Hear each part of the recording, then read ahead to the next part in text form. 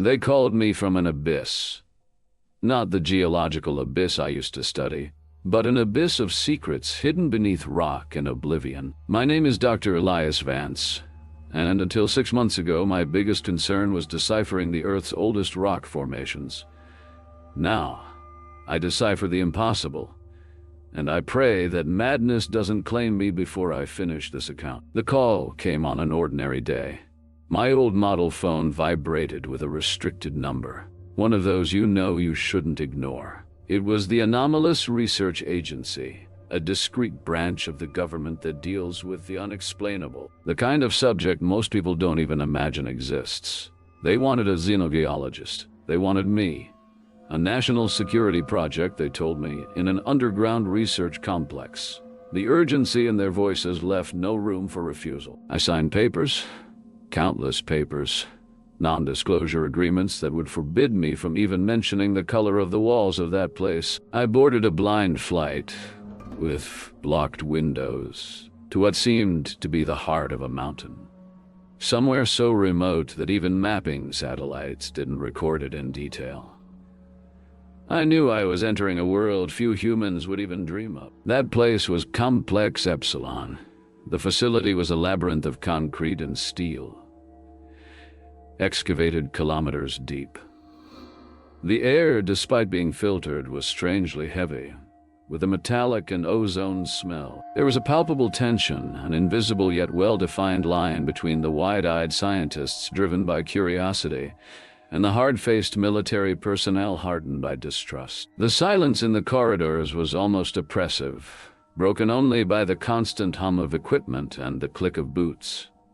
My main contact, my guide to the underworld, was Captain Lena Rostova, a sharp-eyed military woman, with a face sculpted by discipline and an almost perpetually inexpressive demeanor. She was the personification of order and containment, something that, ironically, would be challenged to its limits in that place. And there was Dr. Eris Thorne, a brilliant physicist with a mind that seemed to process equations in silence. But his eyes were marked by something, by some experience he didn't share. He seemed to carry the weight of a century on his shoulders, a dark wisdom that both intrigued and unsettled me.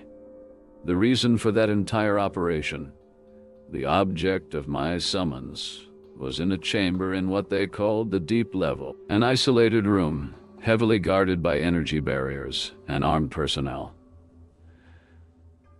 I felt a chill down my spine the moment the armored door opened.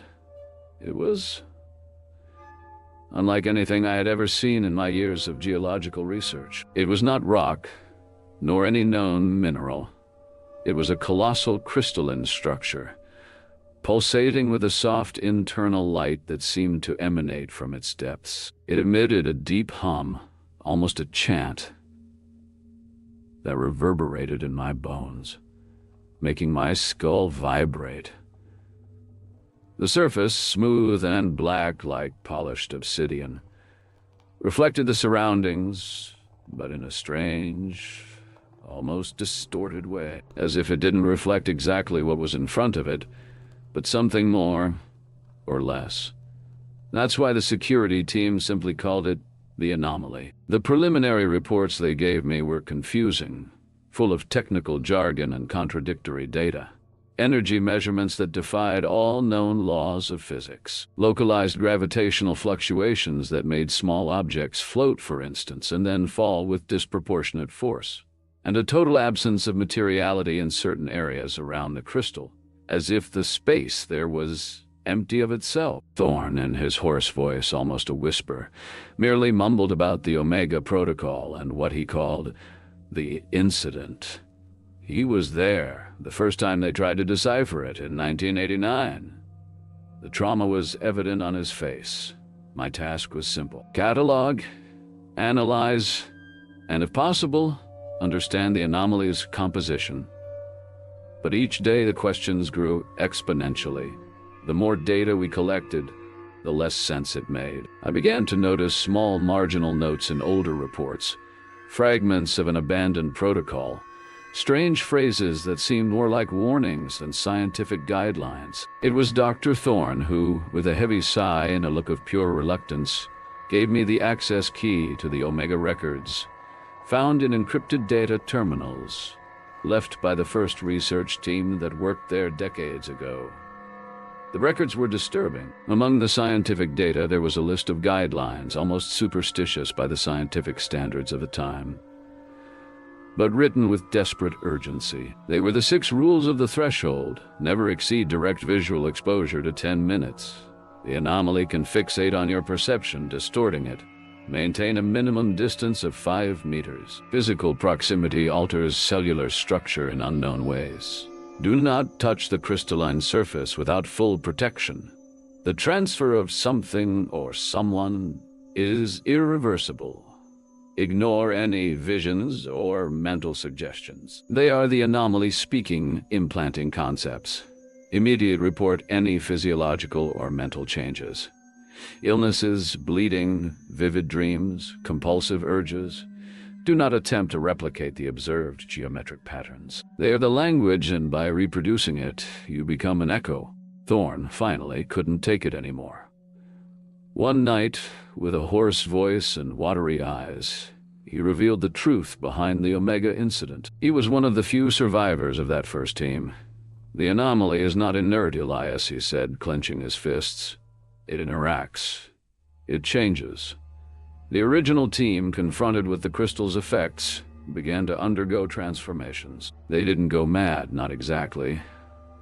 They changed. Their bodies, their minds. The crystal was molding them. He paused, his gaze lost.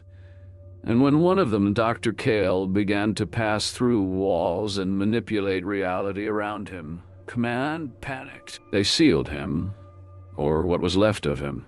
No one knows for sure. But the rules, as always, were broken, not by me, not initially. It was one of the young researchers, a brilliant mathematician named Parker. He was fascinated by the patterns the anomaly seemed to project into his mind. He inadvertently began to draw them, on his tablet, in notebooks, on any available surface. He wasn't trying to disobey, just seeking to understand. A few days later, he began to hear a constant hum, a sound no one else seemed to notice, and his eyes, previously normal, acquired a subtle, almost supernatural glow. He was changing exactly as the Omega records described. The tension in complex epsilon became unbearable. As Parker's symptoms progressed, he began to see trails in the air as if superimposed dimensions were moving in his peripheral vision. General Harding, the complex's commanding officer, made his decision. A brutal decision, but one he saw as necessary. Total containment, Vance, if necessary, eradication. He spoke of a destructive protocol, an Omega-0 level, which would annihilate not only the anomaly but the entire facility, sealing it forever under tons of rock and radioactive debris.